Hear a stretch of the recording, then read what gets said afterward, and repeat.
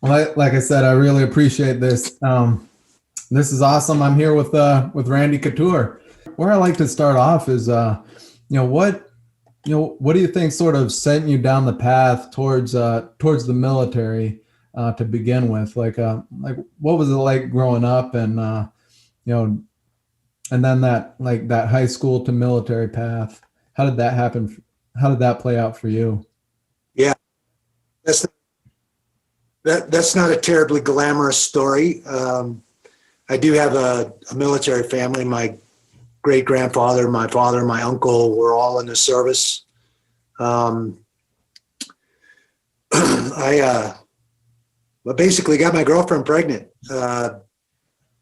right out of high school, and I walked on at Washington State University to try and wrestle in the state of Washington, and didn't make the team over Thanksgiving.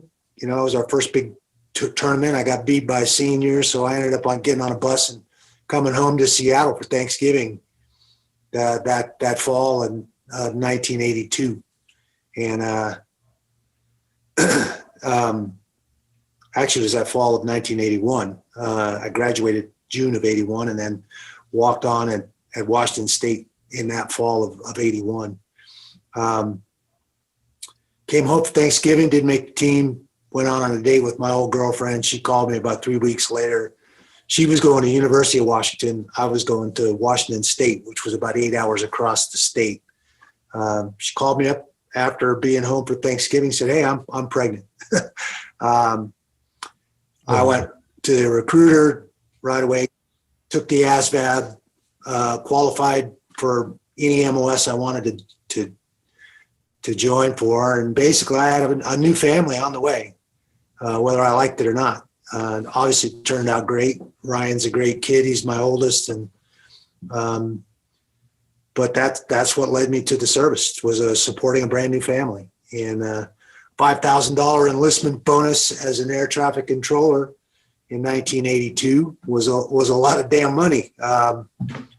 So I thought wrestling for me was over. I was going to be a soldier, take care of my family. I had no idea. I had aspirations of flying, of being in aviation, which was another thing that appealed to me about the air traffic control MOS in the United States Army. Recruiter convinced me that they gave more seats in flight school to active duty soldiers than they did to civilians, so that I had a better shot at getting into flight school if I was enlisted. So I enlisted. I did get into aviation and became an air traffic controller. But my first duty station was Germany, and I ended up, at the peak of the Cold War, there were 5 million soldiers stationed in Central Europe, and they had huge sports programs. One of those was wrestling, and I ended up back on a wrestling mat. Ultimately made the All-Army Wrestling team, and got to represent the Army in the Inter-Service Championship, which qualified me for the Olympic trials in Greco-Roman wrestling. So I was thought I was heading one direction, and fates had me back on a wrestling mat, back chasing that Olympic dream. As a kid, I had Olympic aspirations of being a skier. Obviously, I never went down that road, but I ended up on a wrestling mat. Seemed to have an affinity for the individual combative sports like wrestling, and the rest is kind of history, if you will. Yeah, for sure. So did I take it you were more interested in the aspects of wrestling than pursuing that flight aspirations, I guess? Yeah, I still thought about that. I mean, even after I got out of the service, I thought about going and getting my fixed wing rating and all of that, but it just was so busy competing both on the national team and then in college and then as a professional athlete, that all of that stuff, those thoughts of flight school or becoming a pilot, all kind of fell by the wayside. And I became very, very focused on first making that Olympic team. And then obviously that shifted after 2000. I retired from wrestling completely and just focused on fighting. But fighting, I mean, I fell into fighting. It was an accident. Did it on a whim, honestly. It looked like fun. I saw the application of years of wrestling. Knew a couple of other wrestlers that you probably know, Don Fry and Mark Coleman, who were both very, very good wrestlers, guys I'd competed against in wrestling. And they were both in MMA, fighting and making a living as a professional athlete. So I was immediately attracted to it because I knew them and competed against them. Did you know them from your Army days or from training against them through on the Olympic team, or how'd that work? I met them more through college, through my college days and college wrestling. I had very limited exposure. In the 6 years I was in the Army, I spent 4 of those 6 years wrestling for the Army, and working my way up the ladder and developing the confidence and the belief in myself that I could compete at that level. By the time I was leaving the service, I was just breaking into being a nationally ranked Greco-Roman wrestler, qualified for the CISM World Championships that summer, just before I exited the service, and won my first world championship on that military wrestling team in Palermo, Sicily, at CISMs, at the CISM Wrestling Championships, which was a huge, and then that was the same summer that I tried out for the '88 Olympic team, as a soldier, representing the Army and representing myself. I was an alternate on that team. I didn't make the team, but I was pretty close, and I climbed into the national rankings that same summer. All that happened in that same summer, after wrestling and representing the Army for 4 years. So I don't think before that I ever had the inclination or the confidence in myself to be able to compete at that level. The Army instilled that in me. My teammates, my coach, all those other guys that I wrestled to win an inter-service gold medal and all those things that qualified me for that Olympic trials was all kind of part of that journey. And I think a pretty important formative part of ultimately my success and where I ended up. It's kind of funny how everything sort of it doesn't seem like it's going the right way at one point in time, but then it just gives you that push, I guess. Now, I think if I'd have won those medals, if I'd have made those teams and won those medals, I would have been content. I would probably be a college wrestling coach somewhere right now. I would have never forayed into MMA. I would have never been, that fire would have been quenched. It would have been satisfied. And because of those failures and dealing with that, I was still hungry. And after the 96 trials and devastated, spent 4 years, had been the number one guy and dominated my weight class and still managed to take second in the Olympic trials and not make the team. I was crushed. But here comes MMA 4 or 5 months later, my first view of MMA, seeing 2 guys I competed against in college wrestling and freestyle wrestling, both doing well in this crazy sport in a cage. And I said, man, I got to try that. I think if I had made that team in 96 and won my medal, I would have been like a lot of other guys and just gone on taking that college coaching job and been happy in the world of wrestling and never tried out the sport of mixed martial arts. And look what I would have missed. I would have missed 14 years and 6 titles and all that journey. And that was full of ups and downs too. But I think those failures in wrestling prepared me for the volatility in the sport of mixed martial arts. Hell, I had a 19-11 record in fighting. Everybody's like, oh my God, you won 6 world championships. Yeah, that means I lost it at least 5 times, asshole. And the truth is I lost it all 6 times. So I think you don't always judge championship character by how he responds when he wins. A real champion steps up when he loses. He faces that adversity. He gets back on that horse. He gets back out there and he competes again. He wins again. So, and that was certainly my journey. Yeah, you see a lot of guys it seems like you see a lot of guys with these undefeated records, but are they taking, are they jumping up and down weight classes? I mean, aside from six world records there, you were the heavyweight, and then you stepped down a class as well. So I mean, both of those, going up and going down and going back up again, they're that's again, on that risk taking. Yeah, well, I think I'd already failed in some of the biggest matches you could be in. And guess what? The sun came up the next day, and the people that really mattered in my life didn't go anywhere. They didn't care whether I won or lost.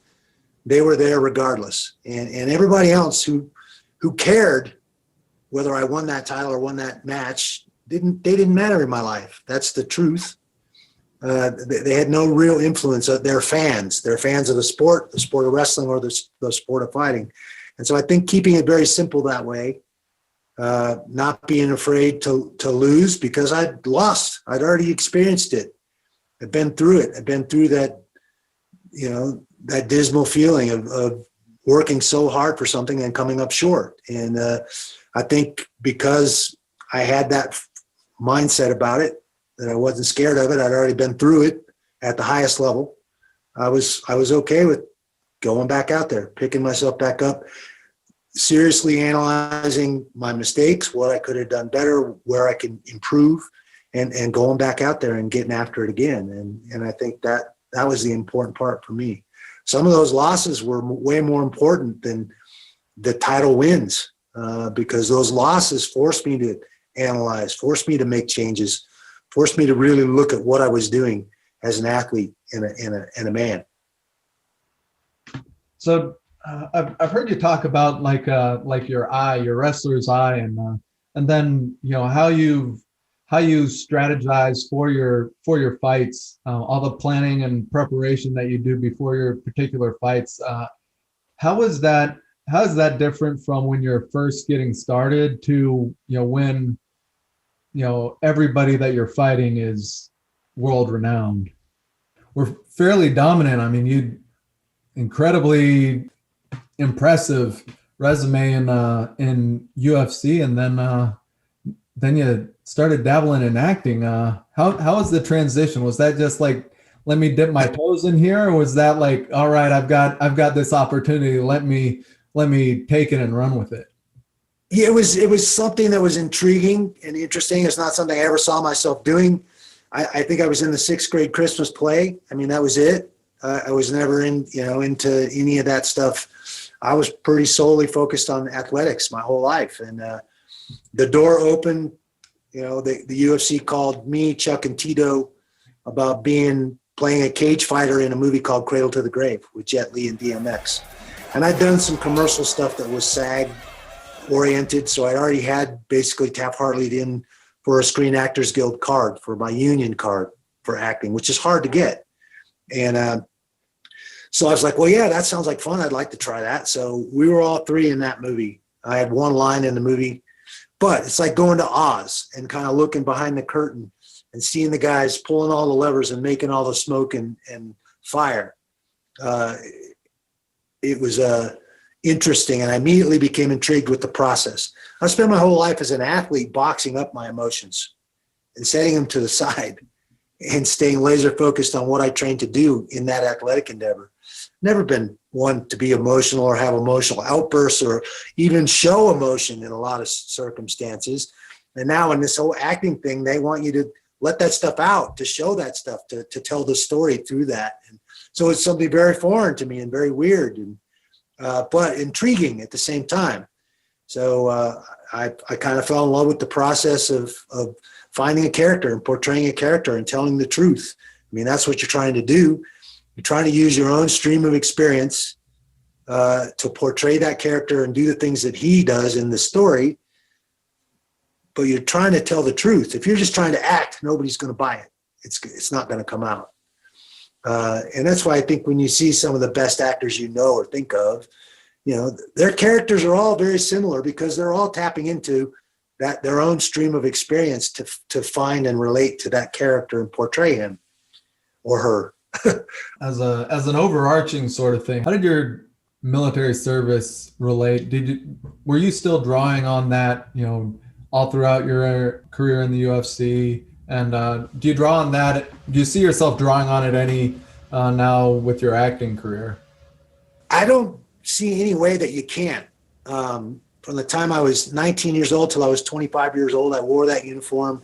I went through that regimented lifestyle, basic training, advanced training, primary leadership school, air assault school, all those physical and mental challenges that all are geared towards a particular mindset and looking at the world in a particular way.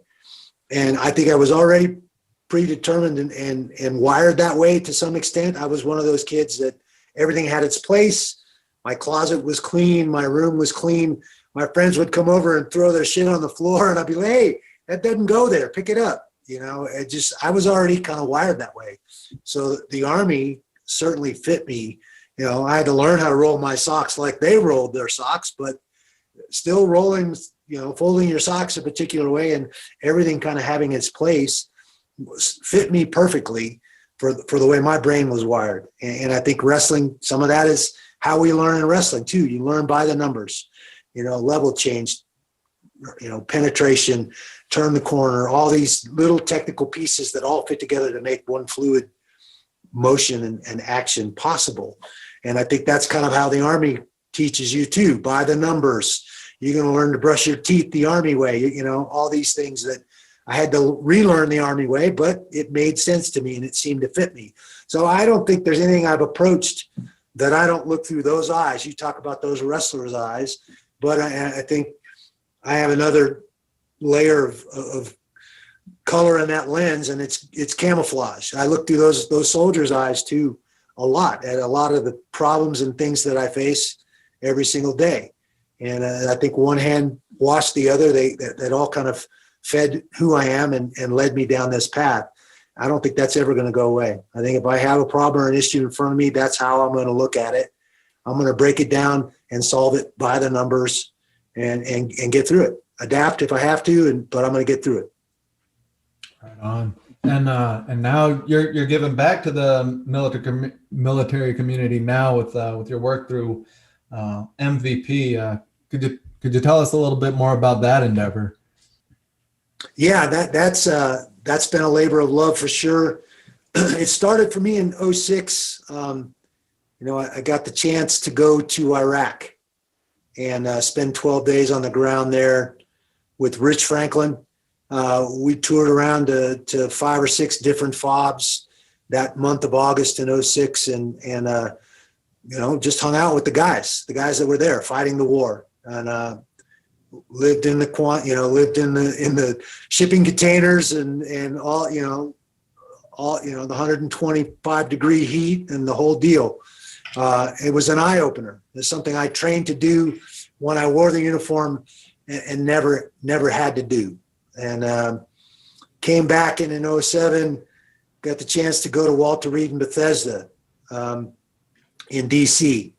And we put on a barbecue at the Fisher House. One of my friends, Mike Davis, organized this whole thing.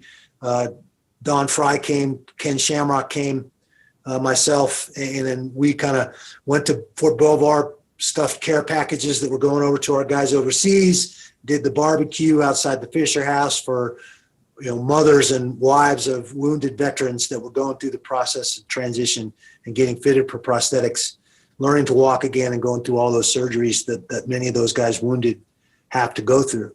And it was going through those wards with those guys and hearing those stories and seeing those moms and seeing those wives and those fathers that were caregivers for their loved one that had worn the uniform or was still technically active duty. And hearing those stories about cars with boots on them in parking garages and parents losing their houses and losing their jobs, and Uncle Sam can't catch every one of them. There's a whole bunch of them that fall through the cracks financially. So we started the Xtreme Couture GI Foundation to raise some funds to take some of that pressure off of those wounded veterans that are in that transition process. That's where it started for me. xcgif.org, Xtreme Couture GI Foundation.org. And through Nate Boyer, who was a Green Beret, played at Texas, was trying to be a long snapper and wanted a shot at the pros. He came through Jay Glazer and myself, and we kind of helped him along the way. And he actually got a tryout, made the Seattle Seahawks. And it was, again, through that comparing those two groups of people and their transitions, the similarities were stark and very real. Stripped away a huge piece of their identity when you took them out of the Army or you took them out of that pro sport. And a lot of them struggle. A lot of them struggle with darkness and depression and alcohol and drugs and all kinds of other things. The divorce rate, they learn, that's a huge piece of who they are. So that's where MVP, Merging Vets and Players, grew out of that experience. Nate Boyer and Jay Glazier came up with this idea to get the two groups together, get them training again, break down those barriers and those walls, and then spend some time in a group huddle, what we call a fireside chat or a huddle, and let them talk. There's nobody else in there but them. So it's a place where they can show those vulnerabilities. We as athletes train not to, and we as soldiers are certainly trained not to show those vulnerabilities and weaknesses. They're frowned upon in our professions. So getting them in a place where they're okay sharing and letting some of that stuff out. And, you don't know, that guy across the map from you may have gone through that same exact thing. And how did he get through it could be the biggest thing that helps you get through that same thing.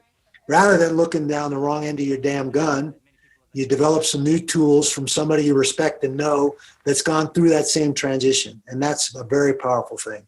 And that's what MVP in the last 5 going on 6 years has been. Started in LA. I opened the chapter in Vegas at my gym there. We're in Chicago. We're in Atlanta. We're in New York City now. We're looking at San Diego, Oklahoma City, Dallas, Texas, and Seattle as new chapters as we expand. And, we had to kind of make the call and adjust with the COVID. The worst thing we can do for a lot of these guys is isolate them. And COVID requirements, we're going to force a lot of these guys to not be able to go to the gym and get that workout in and get that camaraderie that they miss so bad from the service or from the professional sport. They show up, in Vegas every Friday. We have 40 or 50 guys that we were the pro ball player or a veteran that come train and share and get connected to that community. And so taking that away from them was a very dangerous thing. So getting on a Zoom call just like this with at vetsandplayers.org, there's a Zoom meeting for all 5 of our chapters that anybody that's a vet or a former player can come join now. And that's kind of expanded. We're getting 80 people showing up on these Zoom calls, even though most of them had not ever actually been to a physical MVP meeting. So in some ways, the COVID forced us to adapting. We grew because word spread. And those people didn't want to be isolated. They could work out in their living room and they could share their stories with the things that they were struggling, whether it was about COVID or the VA or their wife or whatever that was. And that became a hugely powerful thing.